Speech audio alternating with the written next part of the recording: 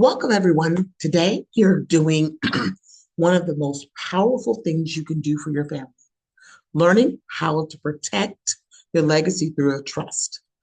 This class will teach you the what, why, and how for both revocable and irrevocable trusts so that you can choose what's best for your family.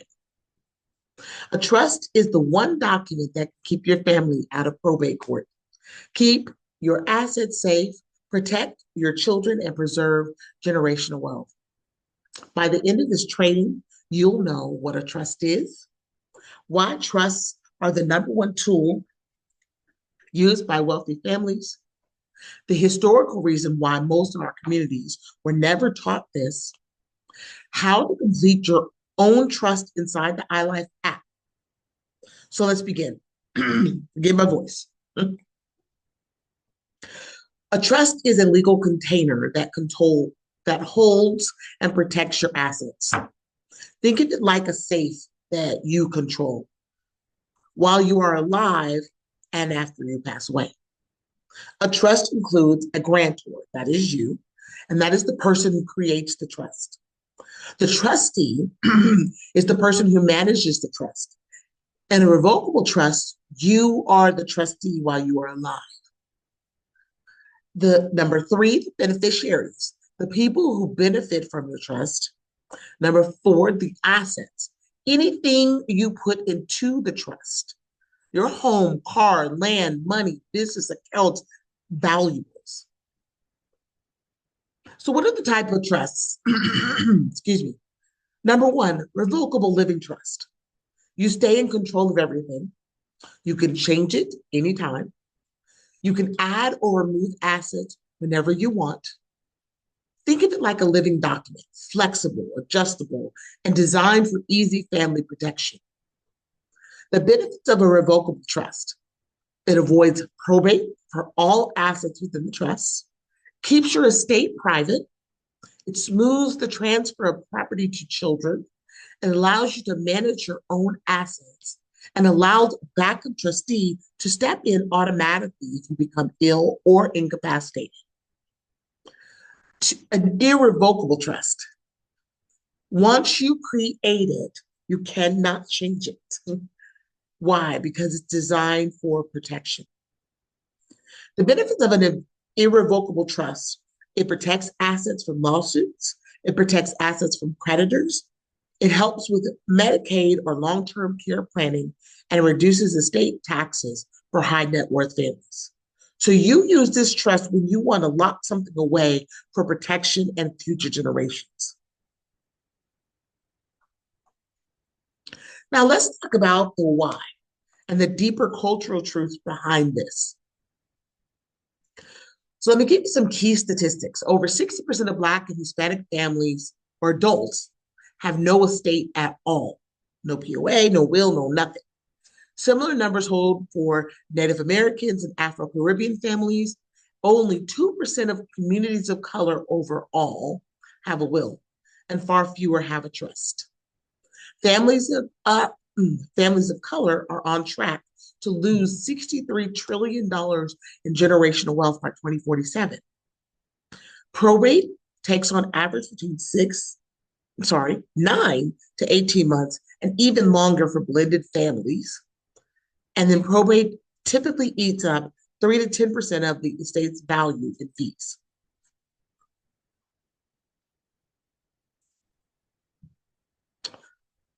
Why people don't complete trust? Let's talk about that historical truth. Give some historical truth. This is not because people don't care. It's because people were never taught about this. So here's the reality. Number one, enslaved Africans were legally forbidden to own property.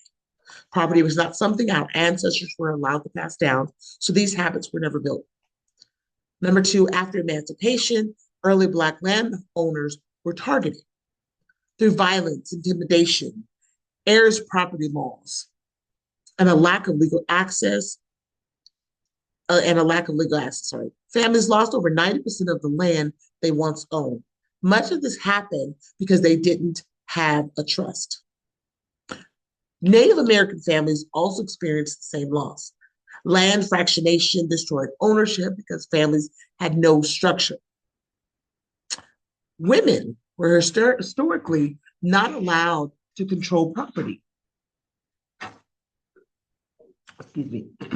Many families today are still catching up on the knowledge gap created over generations. There's a mistrust of the legal system, creating a fear of paperwork. Families avoided the court system because it did not protect them. And then, of course, the high cost. Traditional estate attorneys charge $3,000 to $8,000 for a trust, making it inaccessible. Trusts weren't taught to us because they were never meant to protect us.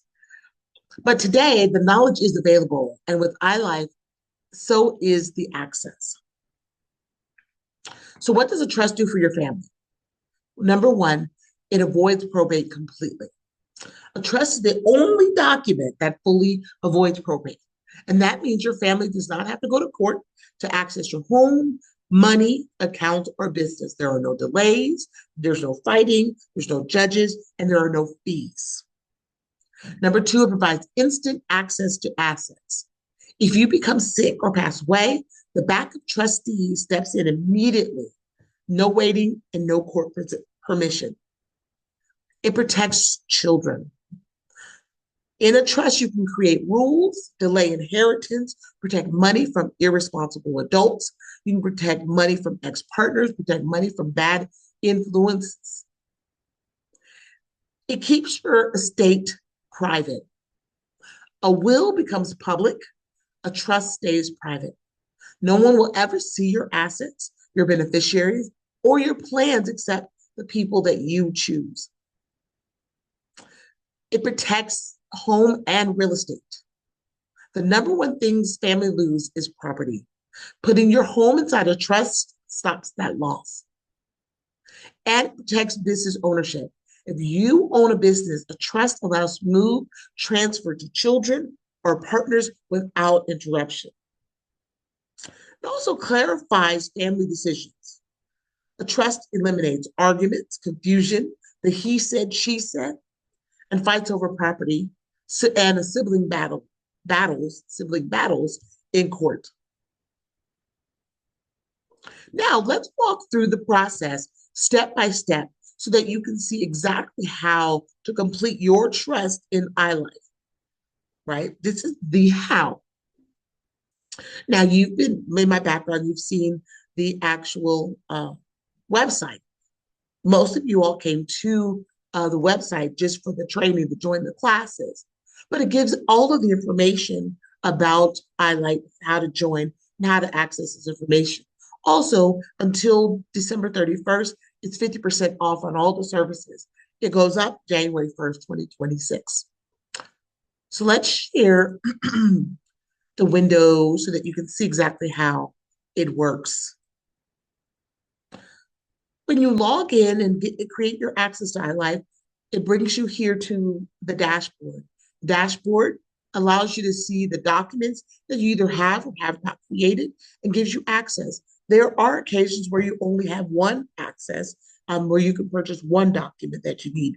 But the primary cost gives you access to all 5 documents, and it's a one-time fee. And then there's a monthly security fee that's charged. Currently it's $6.99 to keep all of your documents safe. iLiiFE has bank level security, so it's no different than logging into your bank account. There are other options on the board on the iLiiFE application. There is a legacy board. This allows us to celebrate those organizations that have made it part of their mission to help all of their members have their legacy docs. Having your legacy documentation protects you, and for those that want to donate to the church, doesn't have to be based upon what you said. You can write it down in your legacy documents. And we want to celebrate those organizations that are really pushing to make sure that every member has their documents. There are how-to videos. There's a referral network. How the referral network works is if you are a professional in the area of estate planning, an estate planner, an attorney, a CPA, a notary company, or even a funeral service. any of those you can put uh, update, join our referral network. That way, if someone that is filling out a document is looking for those particular services, they can go to the referral network, look you up. Also, if their documents are more complex and they don't feel comfortable finishing their documents, particularly for a trust or a will, you can also within the application share your documents. You don't have to share all of them, share specific documents with professionals so that they can review the documents, help you update those documents, and finalize them.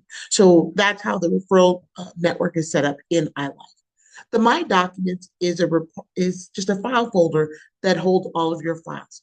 We, as a company, cannot see your files. What we can do, we don't see the data within your files. We can see when they're completed, but we can't access your information along with anybody else. So that when you log in and you make those changes, it is completely secured just to your access or whomever you shared it with.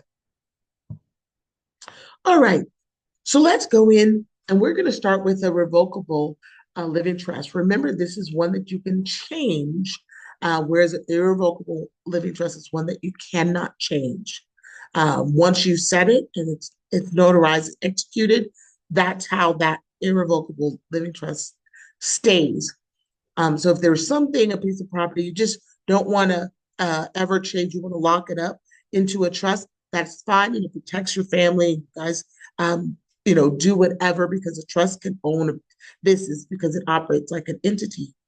If you want to put something in a trust and not take it out of the trust, and you know that you don't before you die, then that's the best place to put it in an irrevocable. If you know that you're going through life and life modifies and changes, and you may want to add assets or take away, then a revocable living trust is your best bet. When you click on the living trust, revocable living trust, it immediately brings you to your checklist. It provides you with what are the piece of information that you need in order to complete your trust documents. So it walks you through your checklist.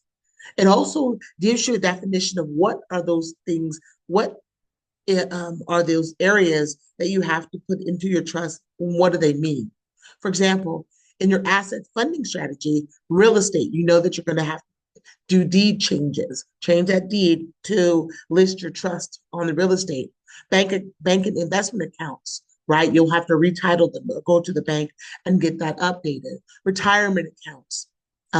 You update the beneficiary as the trust one of your beneficiaries. Life insurance, business interest assignment, digital assets, access planning, those types of things. Also the distribution rules, right? What lifetime distribution. And we'll talk about these different processes. The first death planning for joint trusts, final distribution after both deaths, specific gifts and residuary shares, pet care, charitable provisions. All of these things give you guidance to understand what does this trust mean? What am I doing here? What is this? How is this making sense to my particular family estate planning? Once you have your information and you know where you want to go, you can go ahead and I'm ready to begin. So on a revocable trust, remember, you are the trustee, okay? So the full legal name, who is the primary person, right?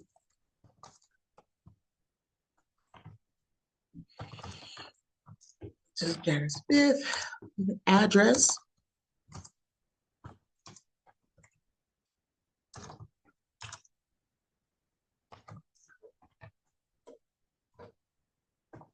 Okay, what is the governing state? It's Georgia. And is this a joint trust with your spouse? That is very important because if something happens to them or happens to you, then the automatic trustee is your spouse, right? The living spouse.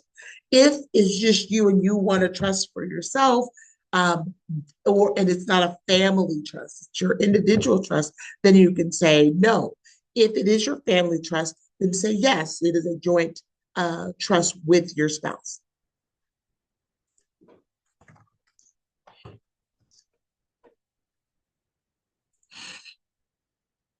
Now, who's the person or entity, right, that's going to be managing the trust? It can be you. Is there an alternate and or successor that should something happen to you, right? That who's going to take over after, right? Now, granted, again, the trustee is you. Having your spouse makes perfect sense. If it's someone else, that's fine as well. But you get to, again, this is like a fingerprint. Everyone gets to have something different. And then who are the people, organizations who will inherit your assets from this particular trust, right? It can be a person, it can be an organization, it can any of those things, right?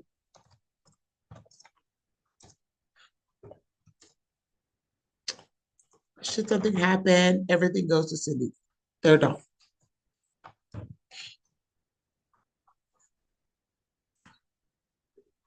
Then you want to list out the specific assets that are going to be funded, right, following this. Remember, when it comes to real estate,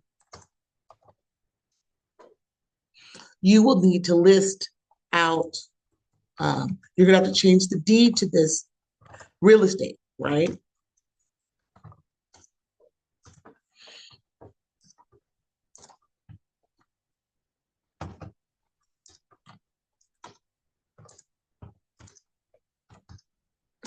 We're typing it. Wow. Okay.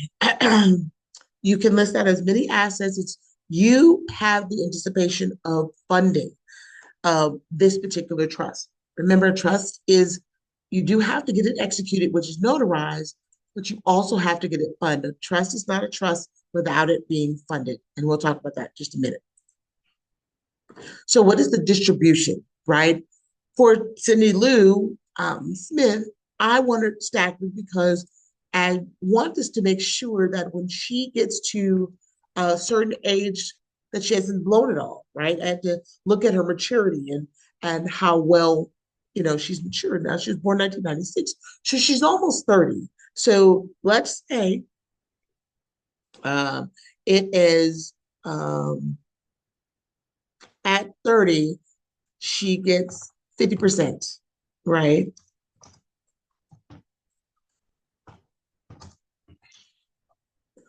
And then she gets another 50% distribution at age 35. That's going to give her what, the 100%, but it gives it in stages. If they were younger, of course, you want to do younger and make sure that you've identified what are the specific requirements for how distribution, how the funds or the assets are distributed from period to period. You can also say the distribution rules are um, that whatever the revenue, if it's a business, whatever revenue, the distribution is based upon the profits at the end of the year. That way, it's a constant distribution to your beneficiaries. Then you want to give any special instructions for the trustee. How are we distributing this? How are we communicating this? How are we reporting? Is there 10% set aside? Um,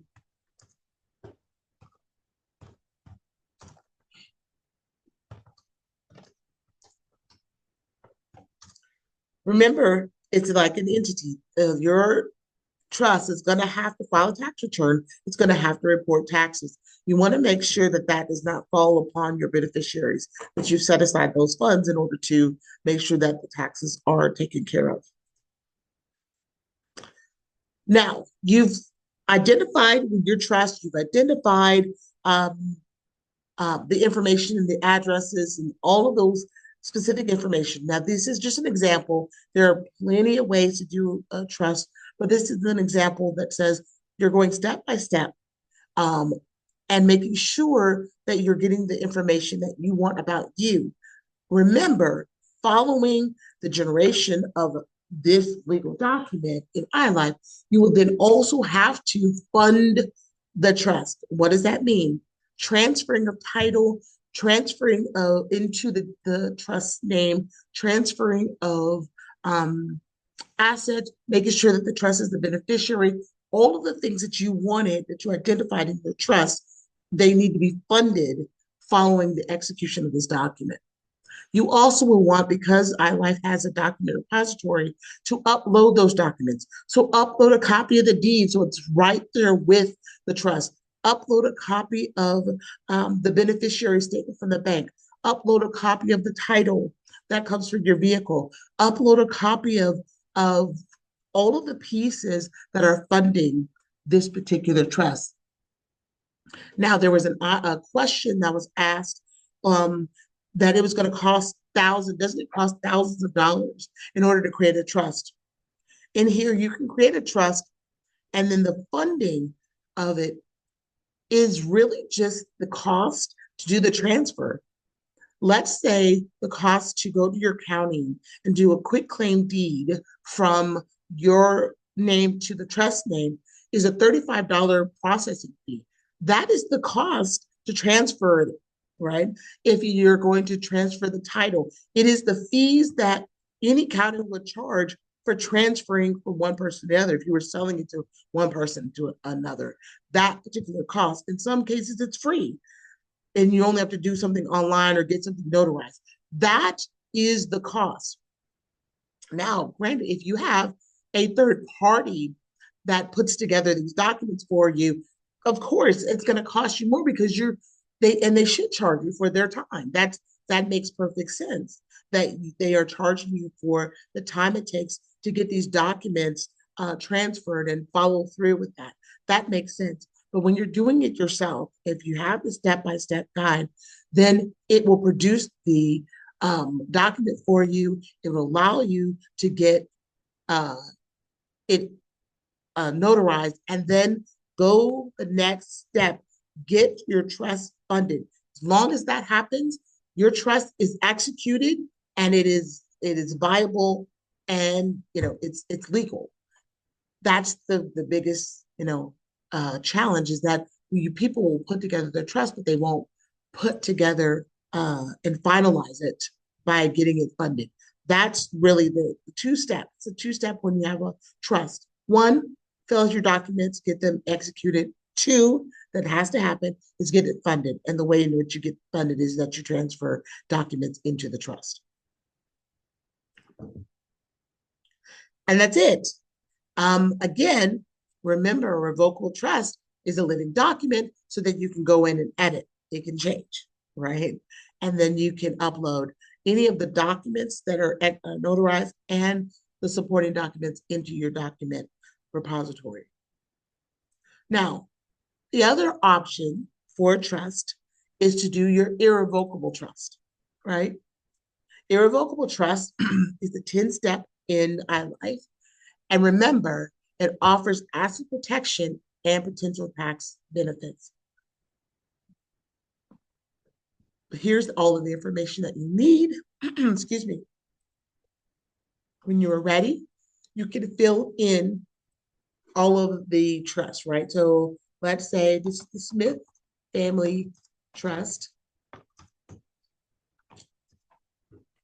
And you can name the other one a legal name of whatever trust that you did. I happened, the last one, gave it to the individual, but it doesn't have to be that name. It's whatever name you decide.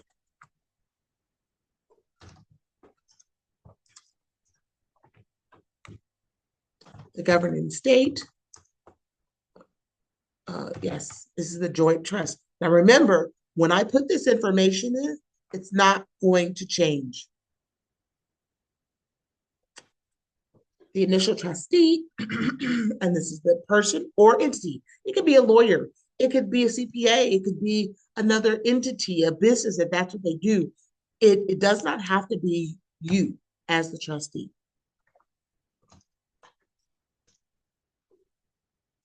You can add as many successor trustees as you choose in the system.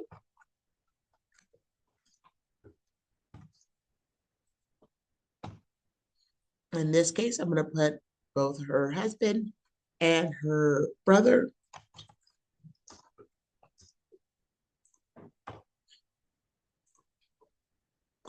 The beneficiaries you want to put in Oh, I think I skipped. Forgive me. Now, in iLiiFE, if you don't know something, let's say I don't know the particular information about this particular person that I should have, right? So what happens is I can save this, come out of this. iLiiFE will save your information, come right back to where you stopped, so that then you can finish up your documents. You don't have to have all the information in one setting.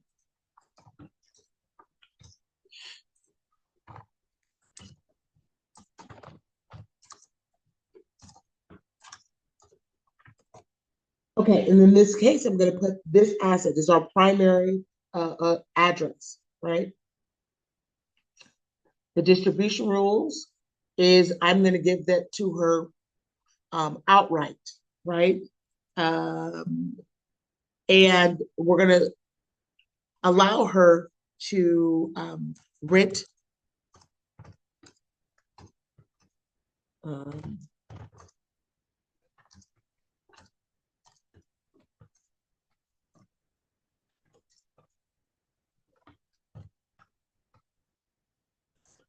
all right. Now, again, I'm doing this for example purposes. You can provide the distribution details how you choose. If you find that it is difficult and you're not sure, you can always share this with a professional so that they can help you put the wording that you want. All right. Are there any special distribution conditions? If you say yes, it identifies it for the trustee, right? Are there any special instructions? And here's the thing, you have an opportunity to put that information in any of your special boxes so that you can list out the specifics for your protection for your case. So 10% of all profits set aside for tax payments. Again, a trust does have to file tax returns. So the trust shall pay all file sorry, all federal and state income tax returns prior to distribution.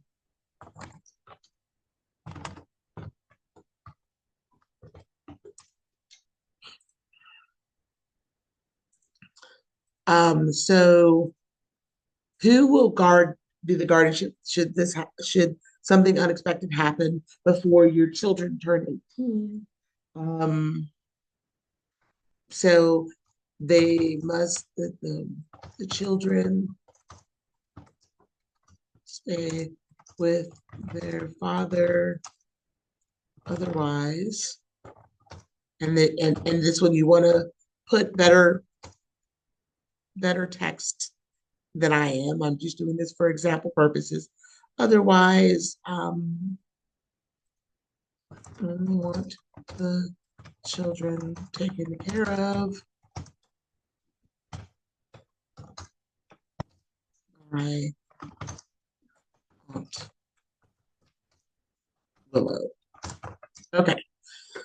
You want to be more specific, but this is an example. All right. So on the primary tax strategies for the trust, right? You can do an estate tax reduction, gift tax planning, generation skipping, charitable planning, or other. And these different tax strategies, like charitable planning, means it's going to reduce taxes because you're giving money to charity, typically a nonprofit or organization that's eligible for tax exempt purposes to be able to reduce your taxes. Gift tax that there are a series of tax considerations that you may want to talk to a CPA about prior to finishing these documents to see what works best for you.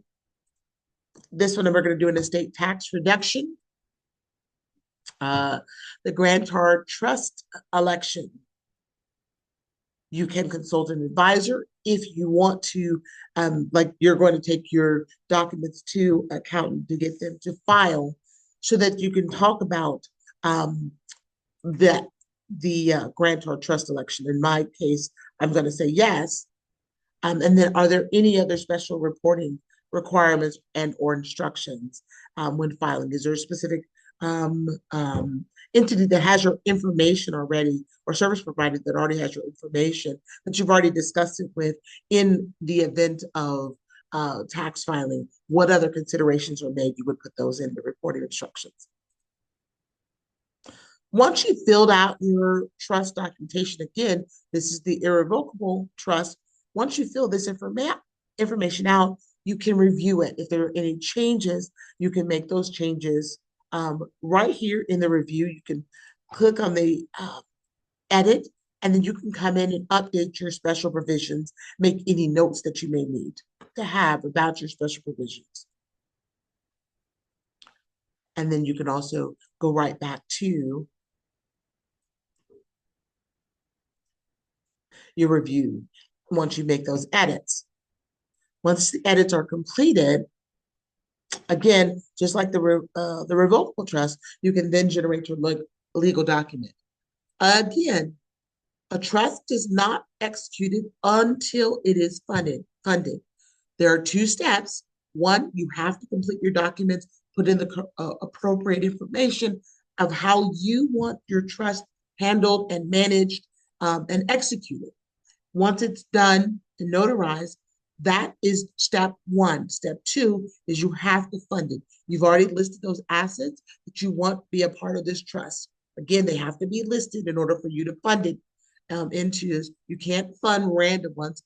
I only listed the real estate. I didn't list the investment accounts and I didn't list the bank accounts. They're not going to go into this trust because they have not been listed as a part of this trust, right?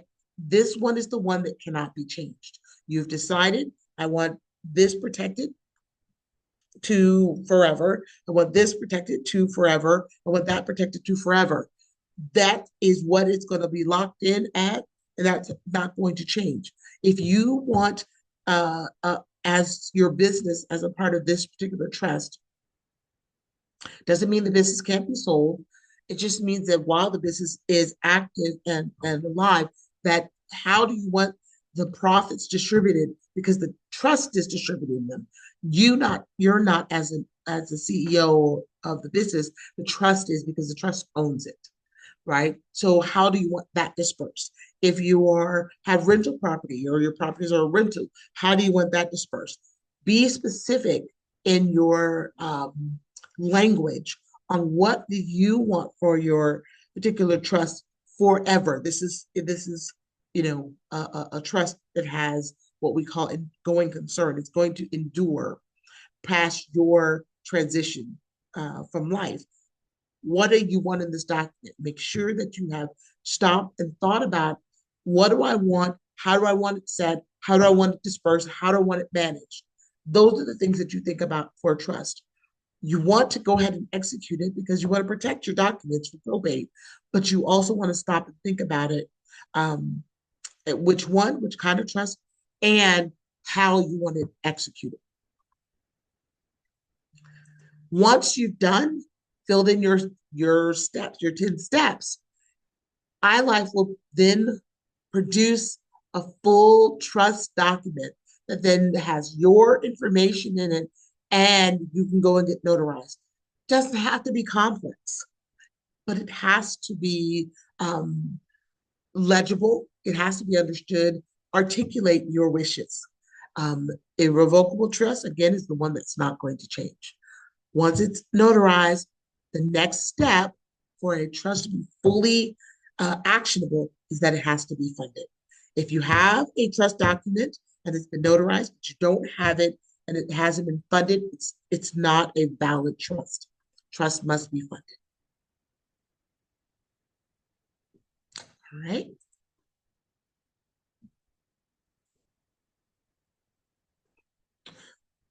Okay. Excuse me. I think my voice is trying to come back. So in the process that we've done, we've walked through the pieces of what it means to do both a revocable, remember that one's the one that you can change, and an irrevocable trust, right? Inside of your inside your iLiiFE repository. Okay. One big key, I know I keep saying this, but I'm going to say it over and over again. Make sure that you fund your trust. Make sure that you fund the trust. Make sure that the trust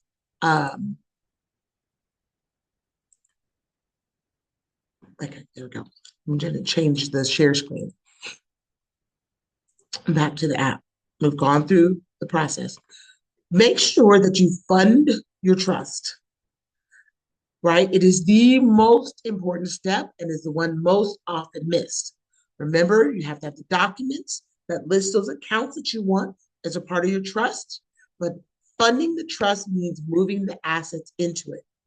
That means updating your deed, changing your titles, updating your bank accounts, bank and investment accounts, listing your trust and beneficiaries where allowed, and then uploading those documents that you've now updated into your document repository. A trust only protects what you put inside of it. And that's what the iLiiFE vault or document repository is for. So let me close with this. If families had trust generations ago, we would own more land, more businesses, more homes, and more wealth today. Trusts were the tool that wealthy families used for centuries, while our communities were never taught about them. But starting now, that ends. The trust is not about money, it's about protection, structure, clarity, and love. It's about making sure your children, your grandchildren, your great grandchildren are protected by the work that you did in your lifetime. With iLiiFE, you have access to a document that can change the entire trajectory of your family's future. Create your trusts, protect your home, protect your children, protect your legacy. I thank you for attending this trust class. Your next step is to begin completing your trust in iLiiFE, the iLiiFE app, and finalize it before the end of the month. That I challenge you to do. Let's protect families one legacy at a time. It's great to have iLiiFE, and I'm so proud of what we created. But if you don't complete your documents, it's just, we're still on that trajectory of $63 trillion in loss. So protect your families. Thank you very much.